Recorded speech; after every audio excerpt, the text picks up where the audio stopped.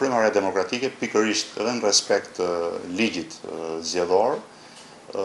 zyrtarisht fillon fushatën nesër dhe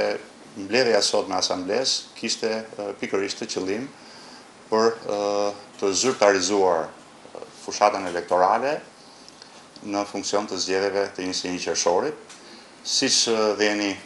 bërë me dije, siç e dinë dhe gjithë opinioni publik, Fryma Re Demokratike është pjesë e Aleancës për Shqipërinë Europiane dhe do të ketë përfaqësuesit e saj për në Këshillat Bashkiake në 61 njësitë